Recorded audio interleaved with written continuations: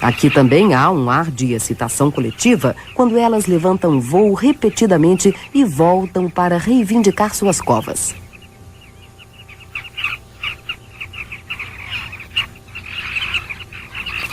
Os abelheiros carmins, com suas cores radiantes e rabos longos, são uma das aves mais espetaculares da África.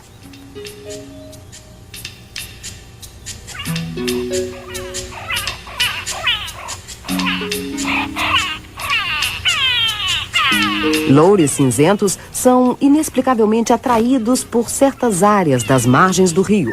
Eles chegam em grande quantidade todas as manhãs para comer areia, que deve conter algum nutriente benéfico, talvez sal, nesses depósitos antiquíssimos. Na verdade, as margens do rio Okavango, com suas formas variadas, fornecem às aves sítios de nidificação, comida e um acesso rápido à água num ambiente crestado pelo sol.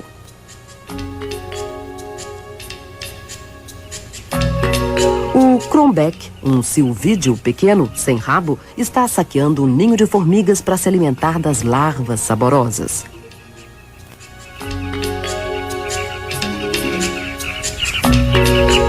O bulbul de olho vermelho vem para o rio chegando do quente Kalahari nos meses mais secos, mas seu primo, o bulbul de barriga amarela, reside permanentemente à beira da água.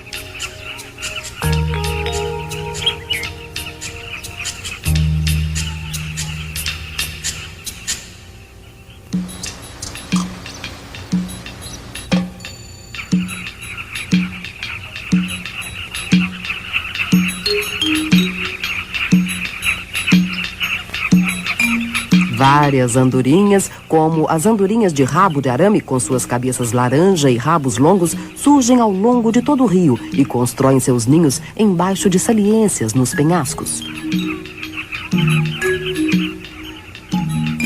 As pequenas andorinhas listadas já construíram seu ninho de lama e botaram ovos.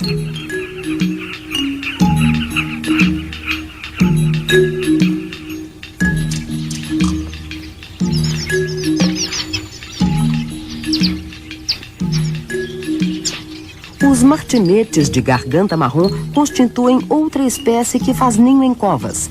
Provavelmente há competição por essas moradias, mas não sabemos o que iniciou esse ataque violento a um indivíduo desafortunado, embora a vítima não pareça ferida.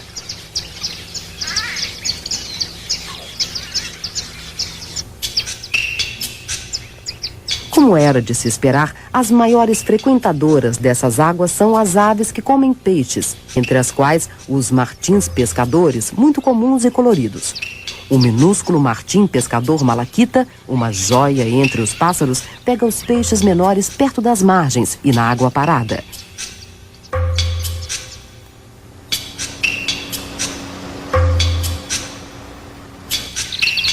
Mas de todos os martins pescadores, o pintado é sem dúvida alguma o mais frequente e um dos mais vorazes, pegando até peixes grandes. Depois de pego, é preciso bater no peixe até que ele esteja imobilizado para então engoli-lo. Isso leva alguns minutos, mas enquanto a fêmea observa atentamente de perto, a presa é, por fim, imobilizada.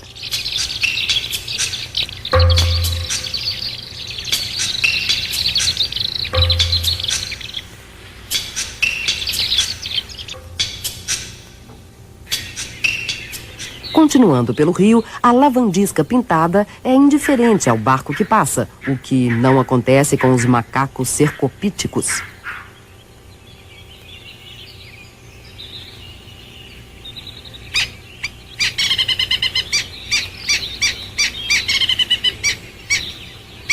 O maior de todos os martins pescadores africanos merece seu nome. É o martim pescador gigante. A fêmea com a barriga avermelhada, o macho com o peito avermelhado e ambos com pios altos.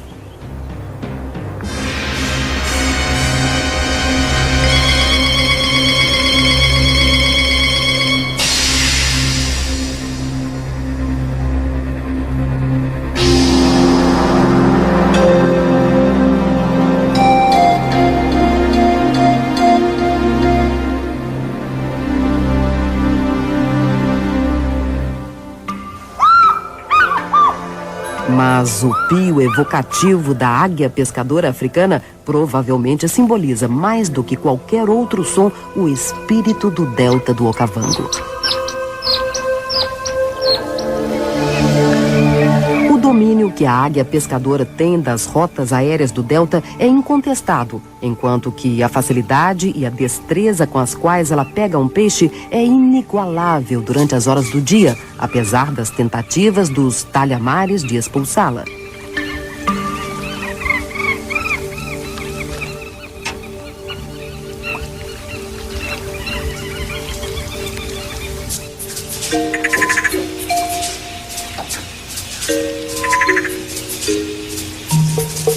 Outro som bastante característico do Okavango é o do picanço e os que anunciam o amanhecer.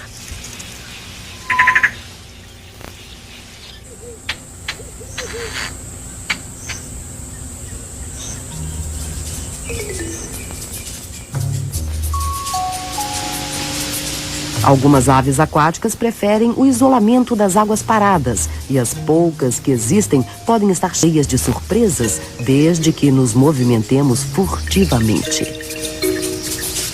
Um alcaravão anão, membro da extensa família das garças, é uma espécie parcialmente noturna e reservada, mas está se alimentando aqui em plena luz do dia.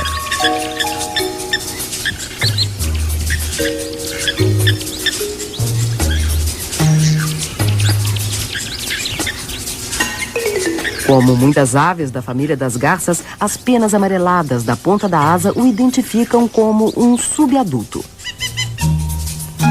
Águas protegidas como essas, muitas vezes forradas de nenúfares, são os domínios dos patos de peito branco e dos gansos pigmeus. Ambos se alimentam em grande parte das sementes de nenúfares. Há pouca diferença sexual nos patos de peito branco, mas o ganso pigmeu macho é sempre muito mais bonito do que a fêmea.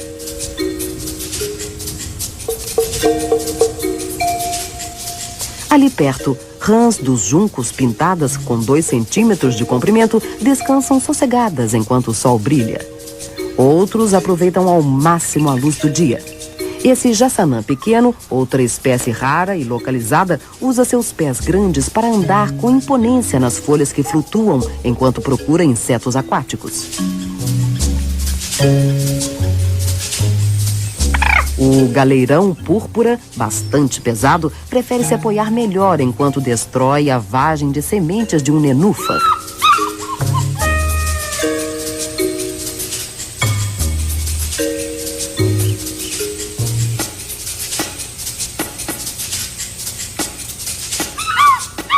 Perto dos juncos, um mergulhão chega em seu ninho flutuante. A ave deixa cair no ninho um filhote de um dia, molhado, que traz embaixo da asa.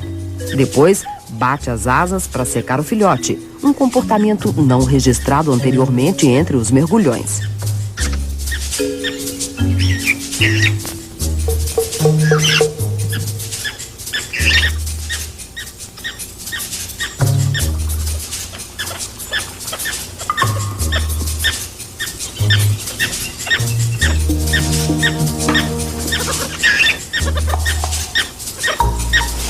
No entanto, o filhote vai se juntar aos seus irmãos, seguindo imediatamente a mãe, que volta para a água.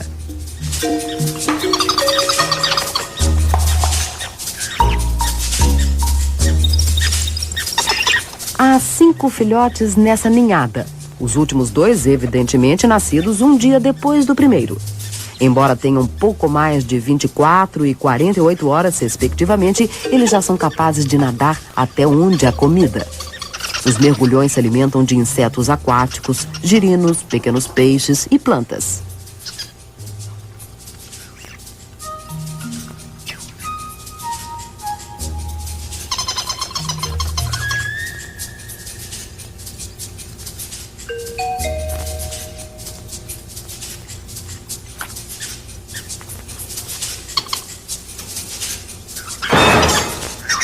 A mãe dá o alarme. Um filhote afunda, a mãe mergulha. O filhote flutua instintivamente com apenas as fossas nasais acima da água até passar o perigo. Os filhotes logo aprendem que não há lugar mais seguro do que o dorso da mãe.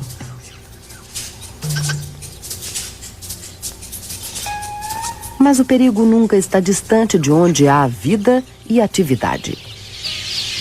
O cuco do Senegal ronda.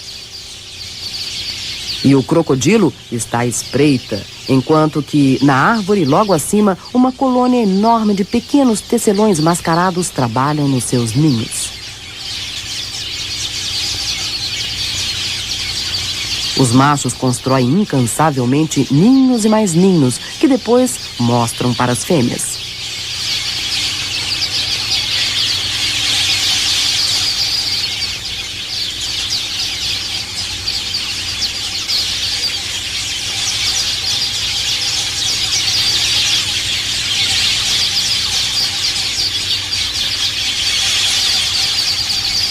As fêmeas alimentam eficientemente seus filhotes, sempre famintos, e removem seus excrementos.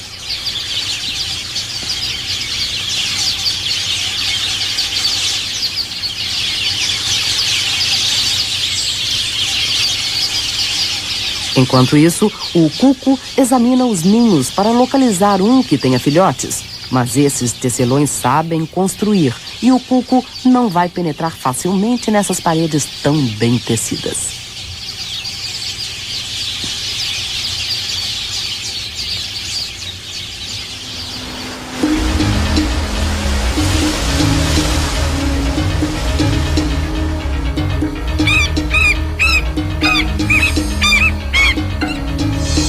No rio, os graciosos talhamares africanos estão voando de novo. Eles se alimentam cortando a água com seus bicos estranhamente adaptados, nos quais a mandíbula inferior é mais longa do que a superior. Quando encontram um peixe pequeno, o bico se fecha imediatamente.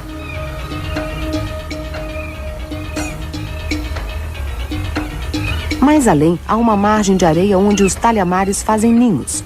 Várias depressões na areia contêm ovos e as aves não perdem tempo arrumando-os, só fazem uma inspeção de perto. Como essas margens de areia estão sujeitas a serem... Não só os peixes se reproduzem copiosamente, mas uma multidão de insetos e roedores são tirados de suas tocas pela água, atraindo grande variedade de aves. Só nesse lago formado pela chuva há várias centenas de aves, marabus, cegonhas de pescoço lanudo, jaburus, garças brancas grandes e pequenas, garças vaqueiras e grous.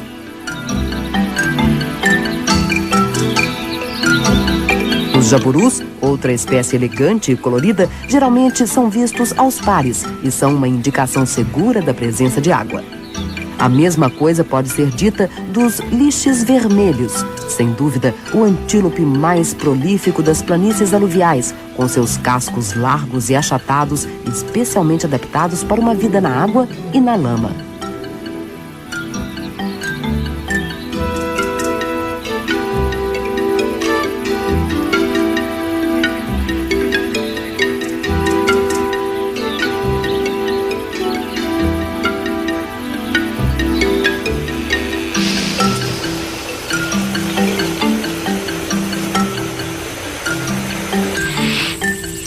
Em lagoas e canais mais profundos existem rebanhos de hipopótamos.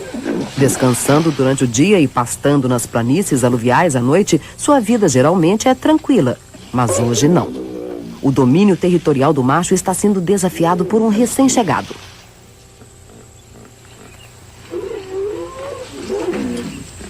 As bocas abertas e os borrifos frequentes destinam-se a intimidar o adversário.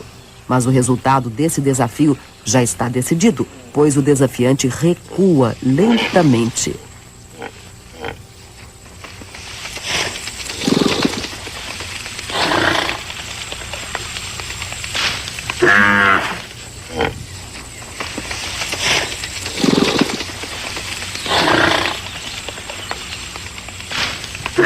O fim da briga não vai demorar muito, mas a garça branca grande não espera para ver.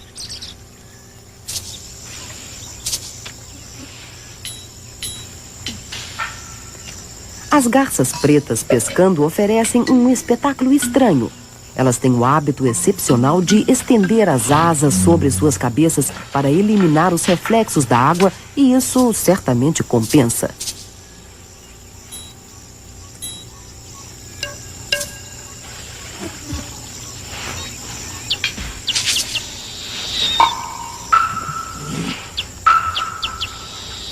As garças cinza azuladas se parecem superficialmente com as garças pretas, mas elas não estendem as asas sobre a cabeça e suas pernas são amarelas.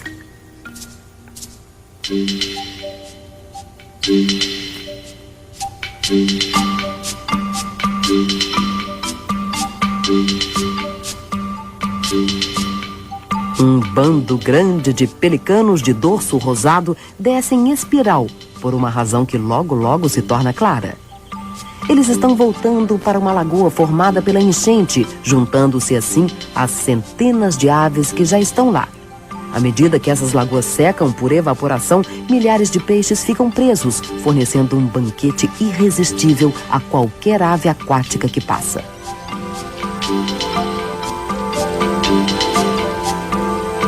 Depois de uma pausa para alimentação, os marabus tornam a ficar inquietos e outras aves vêm se juntar a eles.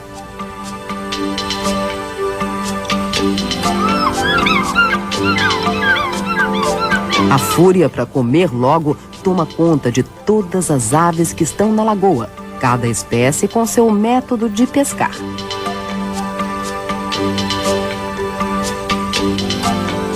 Enquanto que a maioria parece bicar ao acaso, os pelicanos se dedicam a uma pescaria com mergulho, bem sincronizada, que junta os peixes em cardumes, onde podem ser pegos com mais facilidade.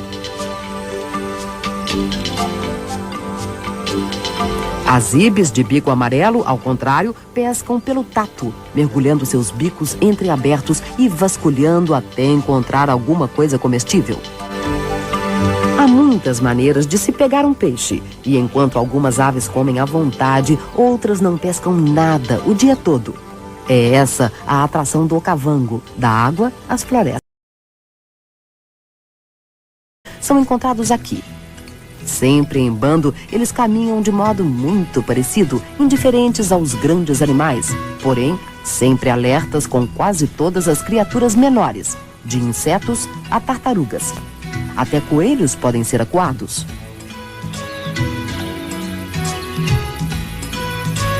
Outra ave terrestre comum aqui é o francolim de bico vermelho, interessado apenas numa dieta vegetariana com alguns insetos para contrabalançar. Ele tem um desses pios que perturbam o amanhecer todos os dias.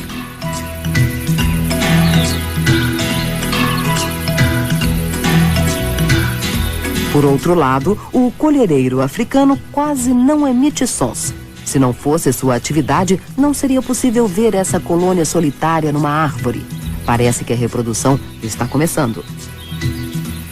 Enquanto algumas aves já estão chocando os ovos, outras ainda estão no estágio anterior.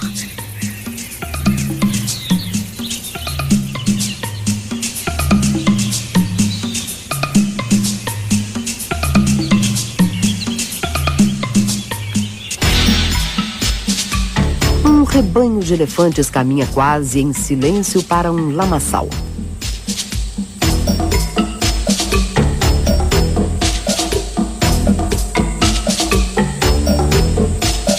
Ali perto, uma tarambola está alerta. Ela hesita por um instante, depois, com um movimento incrível do pé, cobre seus ovos com entulho e sai do caminho.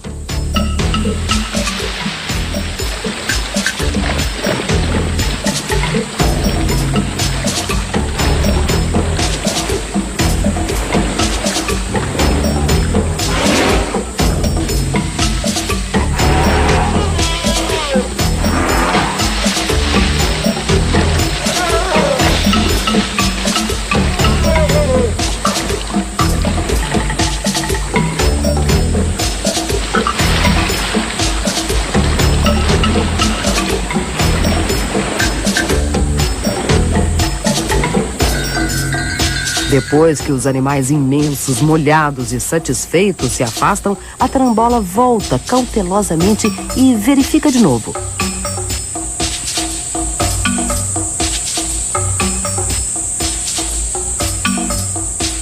até descobrir seus ovos e se acalmar.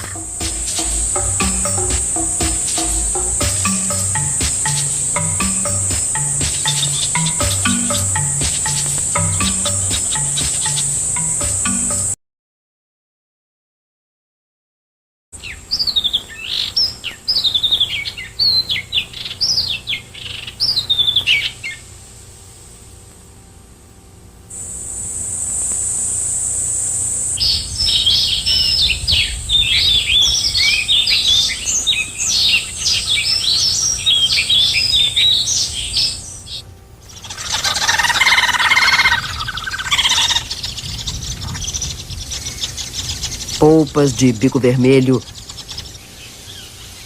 calaus de bico vermelho, estorninhos de Burchell,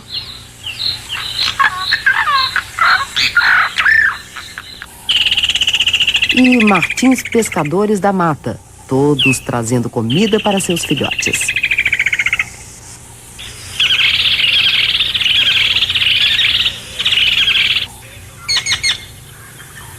Mas há uma exceção.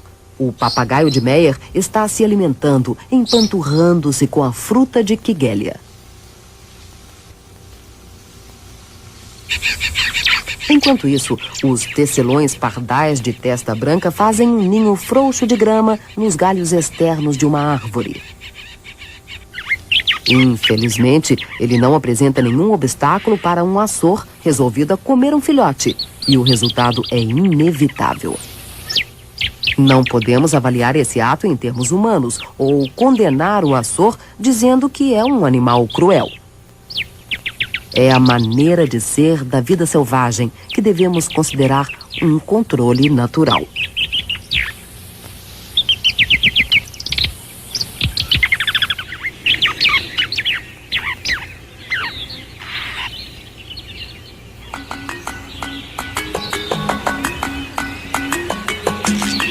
O aparecimento de um cachorro selvagem sempre provoca expectativa, e a presença de um urubu voando só aumenta o pressentimento. Alguma coisa vai acontecer.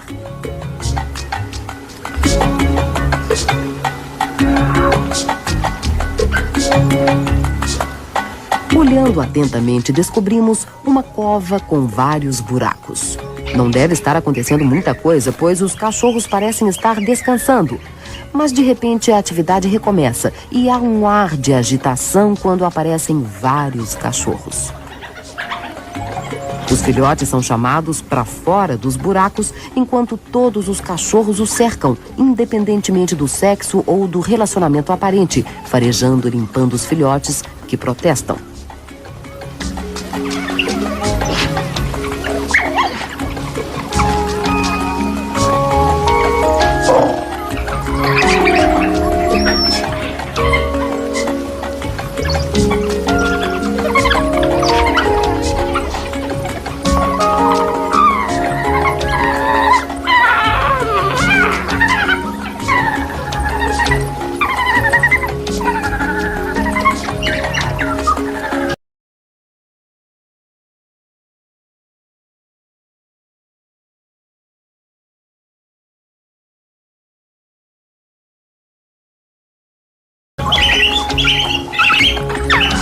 Depois de limpos, eles recebem permissão para comer, todos os 14. Mas a mãe alfa, que os alimenta sozinha, não pode.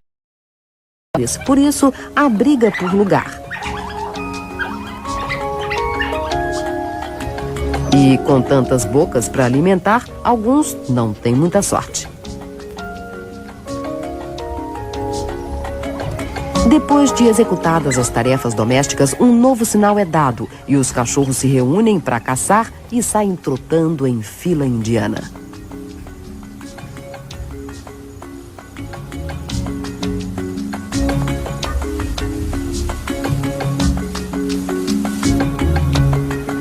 Os filhotes voltaram para a toca subterrânea a fim de descansar, enquanto um membro solitário da matilha, provavelmente uma fêmea subordinada, fica de guarda.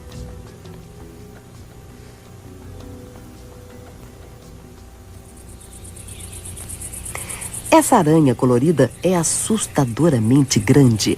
Essa fêmea, com uma envergadura de pernas de 15 centímetros, está jantando um gafanhoto e está tão absorvida na sua refeição que não percebe a aproximação do macho pequeno, que pretende se acasalar enquanto ela não está olhando. Se ela o visse, certamente ele seria sua próxima refeição. Ele toca delicadamente no abdômen dela e, como não há reação, avança cautelosamente para fertilizá-la.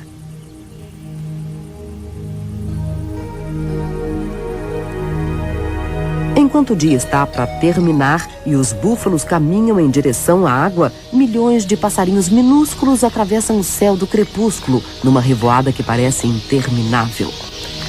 Queléias de bico vermelho, pequenos fringilídeos que descem como gafanhotos devastando plantações de cereais, voam para um sítio de repouso num bando que leva 12 minutos para passar.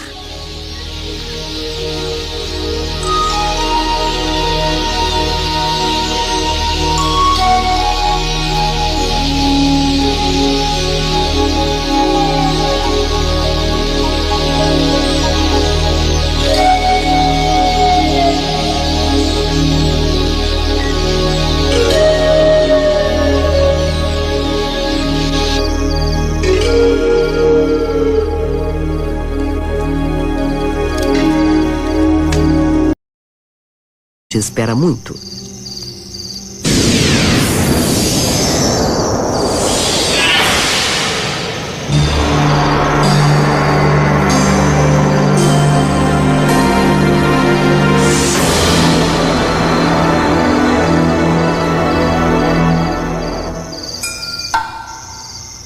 Depois que o pescador vai embora, um gato de algalha procura comida na costa, esperando encontrar algum resto.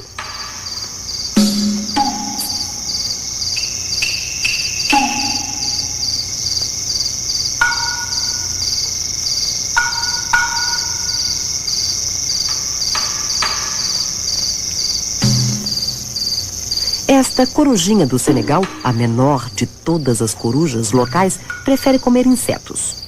Enquanto que no outro extremo, a coruja gigante pega macacos e aves grandes, inclusive outras corujas. Mas esta parece interessada em outra coisa. O serval achou um rato e, se ele não tomar cuidado, a coruja vai roubá-lo debaixo de seu nariz.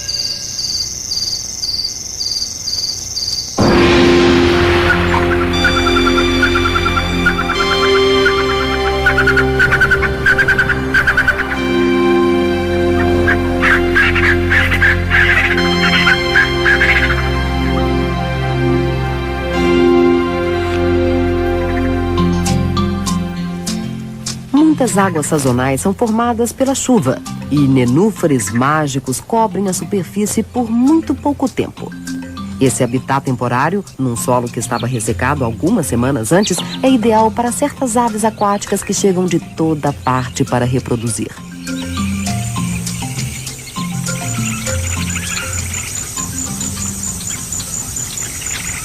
Uma das primeiras a botar ovos, não perdendo nenhuma oportunidade, é o jassanã africano.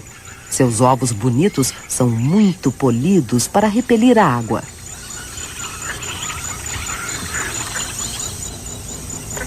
O pio distante, mas forte, da pequena codorna preta revela sua presença muito antes de ela ser vista, procurando comida entre as folhas dos nenúfares. Menos conhecido é o pio do pequeno frango d'água. E a presença desse par significa que a reprodução se dará num futuro muito próximo.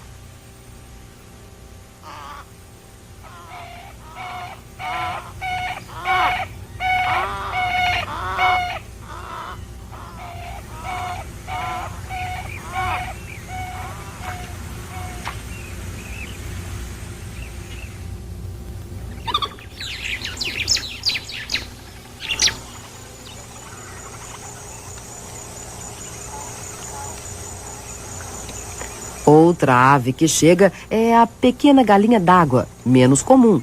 O comportamento desse macho sugere que ele está tentando esconder alguma coisa, não apenas a si mesmo. E a razão não está muito longe. Um ninho com filhotes recém-nascidos, já inquietos e querendo sair do ninho para atender ao chamado da fêmea.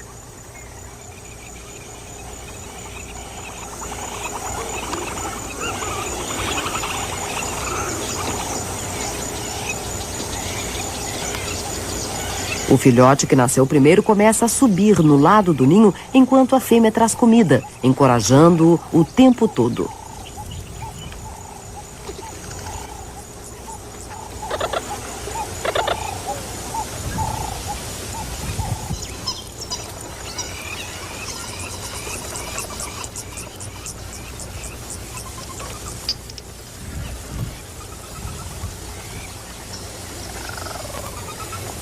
É pequena a distância até a água onde é alimentado. Depois ele nada, procurando instintivamente um lugar mais seguro e mais seco, onde logo se encontrará com seus irmãos.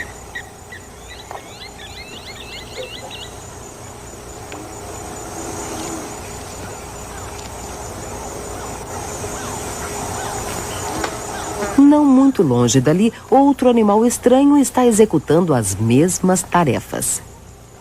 Uma barata d'água guarda seus ovos bem acima da água e fora do alcance da boca dos peixes.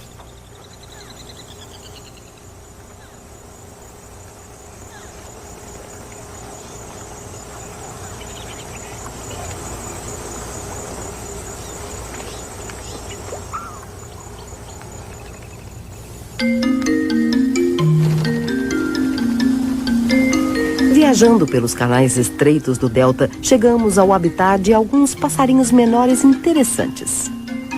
Em alguns lugares, o canal tem tanta vegetação que temos que abrir caminho. E os passarinhos, ouvindo isso, costumam subir nos juncos para ver melhor qual é a causa dessa intromissão. O primeiro a ser vencido pela curiosidade é um macho da viúva de ombro vermelho, bastante comum nessa região.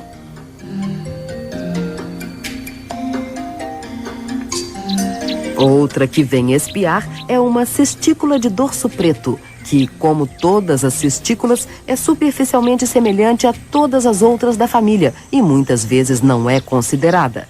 Na verdade, seu dorso preto e seu pio são características bem distintas se ela puder ser vista na vegetação densa.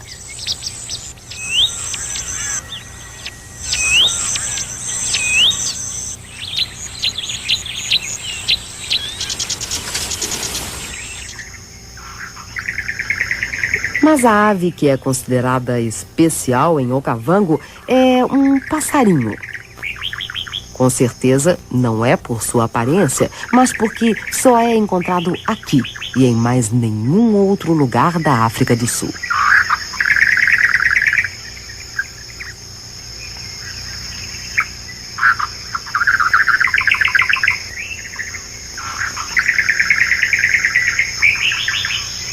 Seu habitat preferido é o papiro alto, onde normalmente pode ser localizado apenas por seu pio característico. Nessa sequência única, provavelmente nunca filmada antes, não só temos closes dos passarinhos, mas os vemos em seu ninho, caprichosamente tecido no alto de um papiro.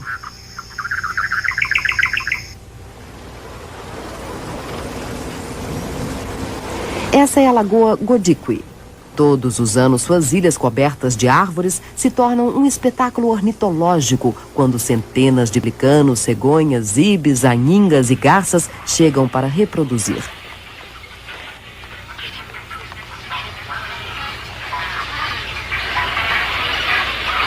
Numa reunião como essa, as várias espécies se separam. As espécies maiores nidificam no alto das árvores, outras preferem o meio, e as aves menores geralmente ficam nos níveis mais baixos.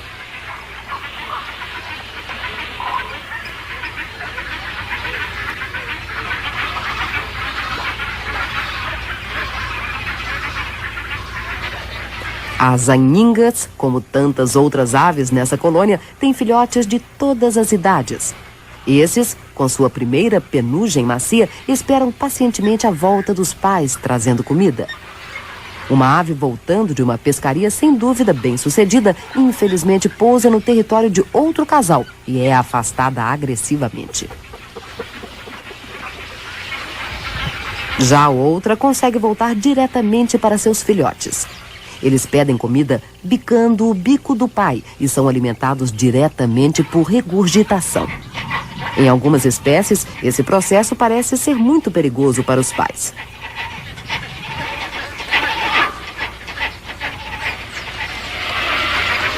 O pelicano de dorso rosado é uma ave magnífica, com sua garganta amarela, a bolsa e os pés laranja, sinal de que está reproduzindo.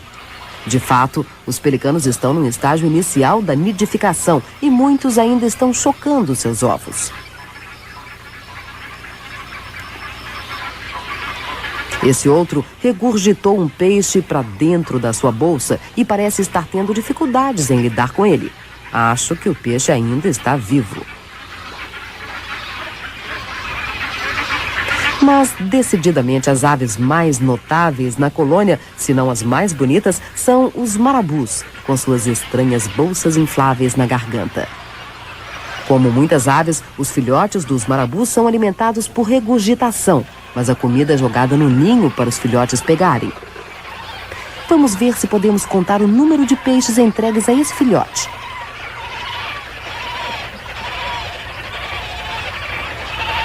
Parece que foram 7.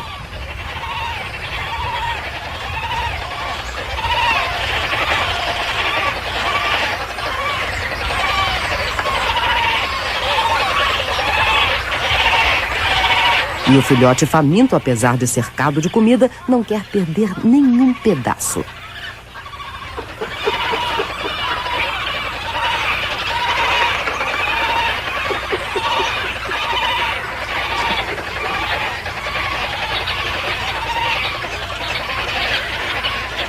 As ibis de bico amarelo também alimentam os filhotes por regurgitação, mas parecem trazer peixes menores do que os marabus. Elas têm, em média, 3 filhotes por ninho.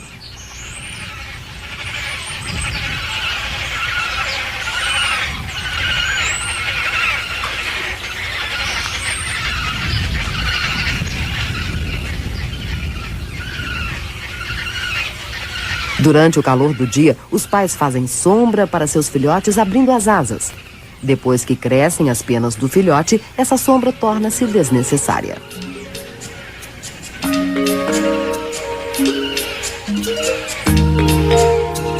As ibis mais desenvolvidas não ficam nos ninhos, mas sobem num ponto alto da colônia e exercitam suas asas enquanto esperam a chegada da próxima refeição.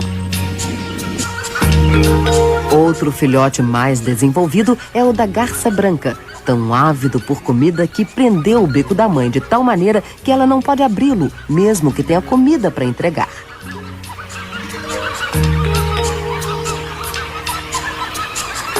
O bico amarelo normal da garça branca se torna preto durante o namoro, mas pode ser identificado por sua abertura que termina atrás do olho. Enquanto isso, há muita atividade na parte do meio. Uma garcinha de bico amarelo espera enquanto sua mãe chega cautelosamente.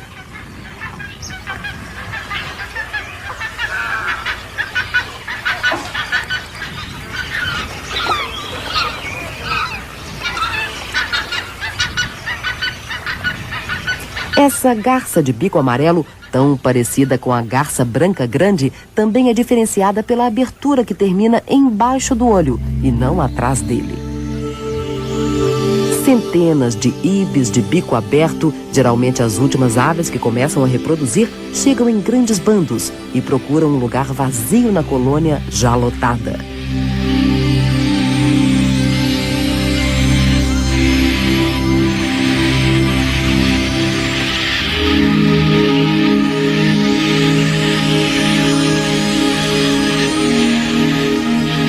Sem perceber a investida iminente, uma garça esquaco passa alguns minutos sossegada, longe dos filhotes importunos. E uma garcinha noturna de coroa preta, que ainda não tem a plumagem preta e branca dos pais, explora os arredores.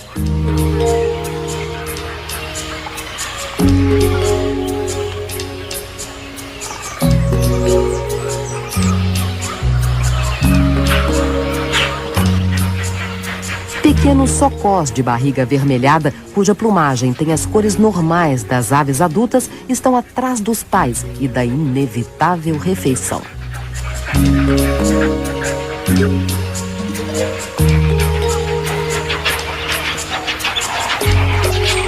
Olhando à distância, está um socó de barriga avermelhada adulto. Uma visão rara, com toda a sua plumagem nupcial, o bico vermelho coral, a face e as pernas mudando. A cor amarela habitual. No alto das árvores, muito pouca coisa mudou.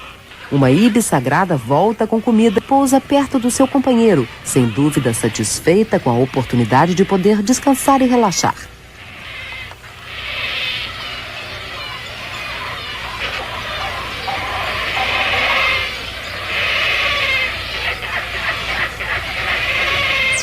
Mas o descanso dura pouco. Um filhote viu que ela voltou e a entrega da comida recomeça.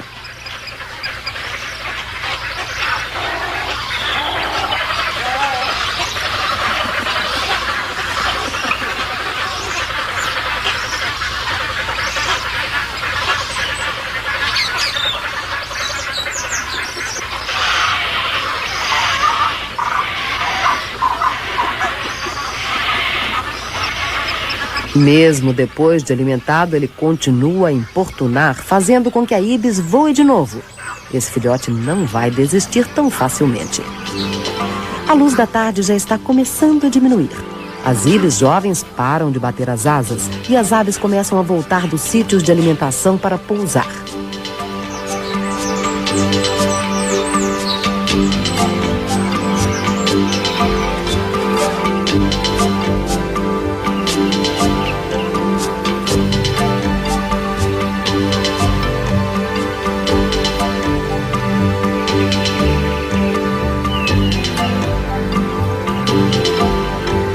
Um bando de pelicanos brancos que não estão reproduzindo vai passar a noite numa lagoa.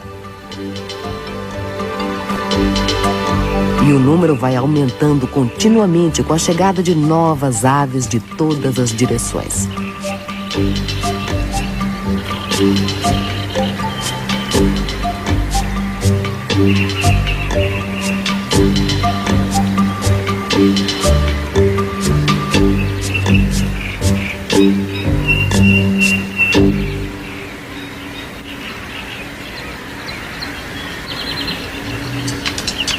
Outras íbis voltam para os filhotes que estão na colônia. Suas bolsas estão cheias de comida para a última refeição do dia.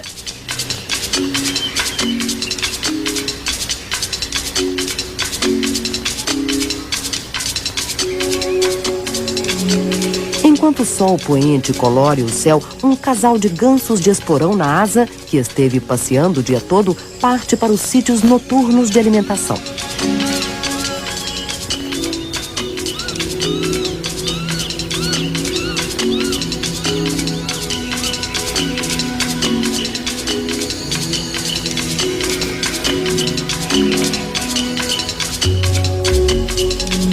A algazarra dos filhotes pedindo comida vai diminuindo gradualmente, tornando-se um murmúrio suave à medida que cessa a atividade na colônia. Mais um dia de magia no Okavango chegou e foi embora. Só ficou a recordação.